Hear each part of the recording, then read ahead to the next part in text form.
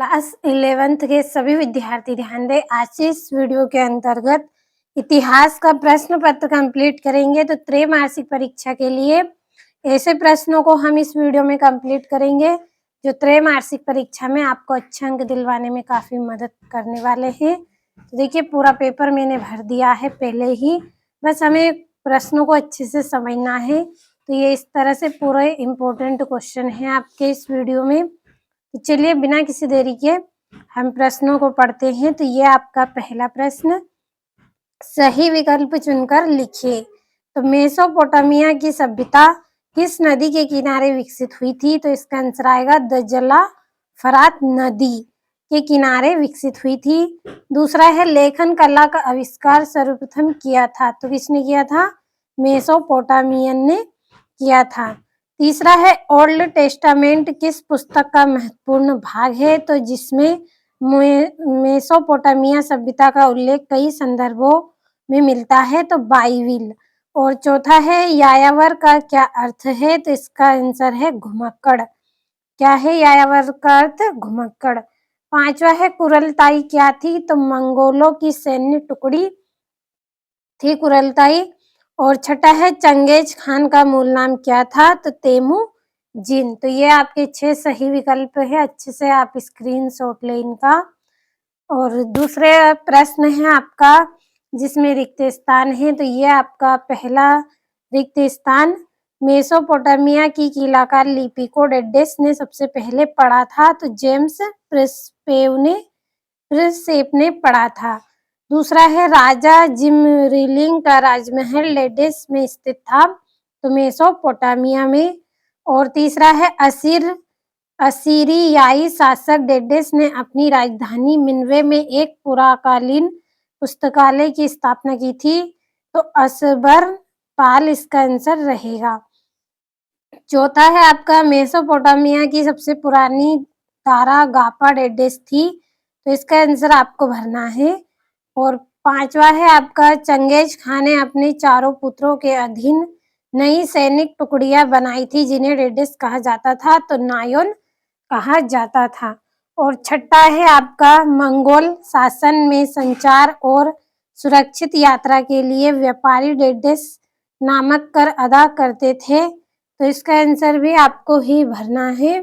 और सातवां है, यासा मंगोल जनजाति की ही प्रथागत परंपराओं का संकलन था जिसे मंगोलों ने चंगेज खां की विधि संहिता कहा? तो ये आपके रिक्त स्थान भी हो गए हैं। अच्छे से आप स्क्रीनशॉट लीजिए।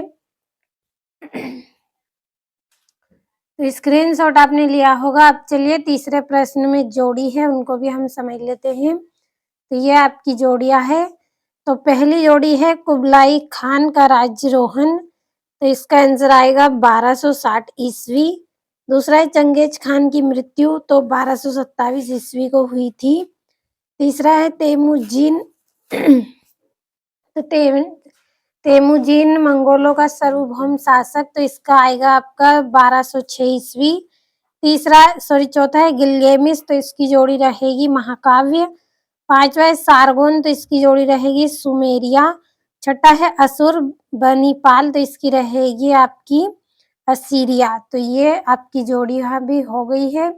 अच्छे से कंप्लीट कर ले। देखिए, पूरे इम्पोर्टेंट क्वेश्चन है और ऐसे प्रश्न हैं जो त्रैमासिक परीक्षा के लिए काफी महत्वपूर्ण है। तो आपको जो क्वेश्चन मैं बता रही हूँ उन्हें भी आप कंप्लीट कर ले और अपने तरफ से भी अगर आप तैयारी कर रहे हैं तो उसे भी आप करें। और ये यहाँ पे आपका चौथा प्रश्न है जिसमें आपको एक वाक्य में उत्तर करना है। तो मैंने सभी को भर दिया है, आप अच्छे से स्क्रीनशॉट लीजिए और कंप्लीट कर लें। और ये आपका यहाँ पे पांचवा प्रश्न है जिसमें आपको सत्य असत्य करने हैं। तो आपका जो पहला है सत्य, दूसरा असत्य, तीसरा भी असत्य है, चौथा सत्य है और पांचवा सत्य और छठा भी आपका सत्य है। तो अच्छे से स्क्रीनशॉट लीजिए। और ये यहाँ से आपके 2-2 नंबर के प्रश्न हैं जो कि इम्पोर्टेंट है अथवा सहित हम पढ़ने वाले हैं इन प्रश्नों को। तो छठा है, मेसोपोटामिया की सभ्यता किन किन सभ्यताओं से मिलकर निर्मित हुई? और मेसोपोटामिया शब्द का क्या अर्थ है? यह शब्द किस भाषा से बना? 7वां है गिलगेमिस महाकाव्य की रचना कब की गई थी? इसे कितनी षष्टिकाओं पर रचा गया था? और मेसोपोटामिया की सभ्यता किस लिए प्रसिद्ध है? और 9वां है जी गुजरात से आप क्या समझते हैं? 10वां है क्यूनिफॉर्म का क्या अर्थ है बताइए? और ये आपका कुबकुर क्या है? और बर्बर शब्द का अर्थ स्पष्ट कीजिए। और तुमुन से क्या अभिप्राय है? और मंगोल कौन थे? तो आप यहाँ से स्क्रीनशॉट लें अगर नहीं लिया है तो पूरे प्रश्नों का अच्छे से। और ये यहाँ से भी आप अच्छे से कंप्लीट करें इन प्रश्नों को। और ये आपका यहाँ पे 14वां है मंगोल इतिहास में सन 1206 ईस्वी क्यों महत्वपूर्ण है? मंगोल साम्राज्य के पतन के 2 कारण।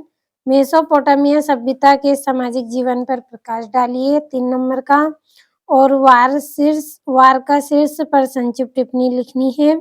मंगोलों की हरकरा पद्धति को समझाना है। और 4 उल्सों का गठन कैसे हुआ? तो स्क्रीनशॉट लीजिए।